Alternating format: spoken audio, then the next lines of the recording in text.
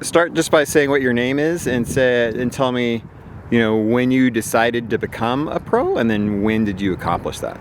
Sure, yeah. So my name is Matt Guenter. I think I started a triathlon about 6 years ago. I quit swimming in college. I was swimming for Penn State at that point.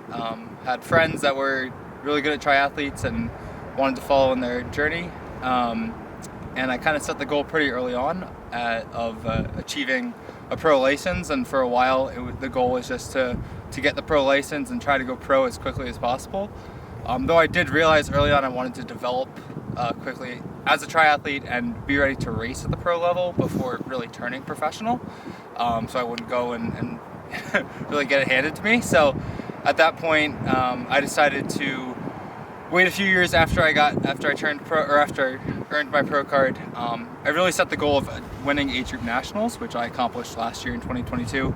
After that, I wanted one more year to really establish good habits for 70.3 racing, because nutrition is a big thing when you get to 70.3 racing, aerodynamics, all that small stuff that isn't just swimming, biking, and running. And then, this year I did a lot of 70.3s, learned a lot, and I think I'm ready to turn pro. So 2024 will be my first season racing as a professional. And was there anything about that journey to becoming a pro that was different in reality than what you thought it would be like ahead of time? It's hard. I think when you get to the pointy end of the amateur field, it gets a lot harder to get up every podium place. I was, I think, 19th at age group nationals in 2018, and then 3 or 4 years later I come back in 2021 and I was 6th, and all the work to get from 19th to 6th it's a lot to just move up. Those minutes come off a lot more slowly when you get to that point.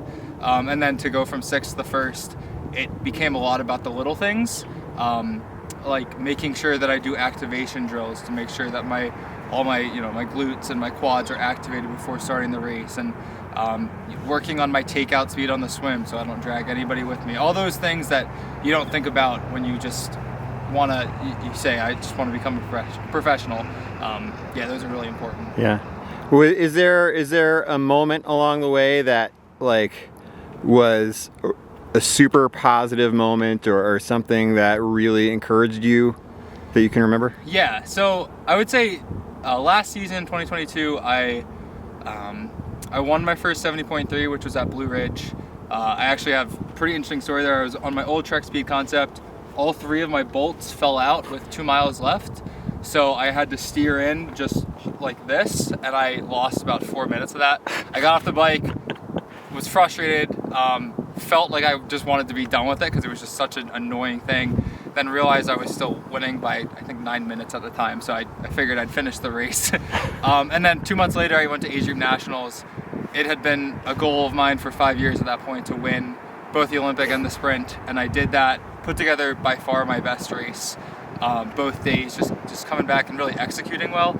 And at that point, that was my one of my top athletic achievements in any achievement, just because it was a long journey to get there, over 4 or 5 years of hard work, of trainer rides, of being out here in 29 degrees and getting the work done. So that was really awesome. And then on the opposite side of the scale, was there a challenge or a disappointing moment that sort of made you question whether you wanted to keep doing it or whether it would be successful? Yeah, weekly. I think there's, especially when you really start to get to that top level, you see professionals or you see really good amateurs and you think that it always comes easy to them. Honestly, the most recent moment that I can think of is just a week ago, Friday, so a week ago today. I had gotten the COVID vaccine and the flu shot 2 days before, felt like I should be back to normal, and then I felt like I could barely climb up flag at near threshold power. And at that point I was just like, should I even be doing triathlon anymore? So there are a lot of those little small moments. I think over the years I've gotten a lot better at overcoming those a lot quicker, because anybody in any field is going to have those moments when you think you don't belong there anymore. It's just about staying centered and getting to the next moment when you feel a little bit better. Great. And then, so you've been riding in the VeloVetta shoes for a few months now. You know, what has your experience been with those? You know, why do you keep riding in them? Sure. I think at the end of the day, they're fast, and I've felt that they feel sleek and smooth. And I've learned a lot about triathlon is obviously the aerodynamics and the wind tunnel and out on the road are super important, but also feeling fast. And for someone who, you know, I have an aerospace engineering degree, I loved aerodynamics in college.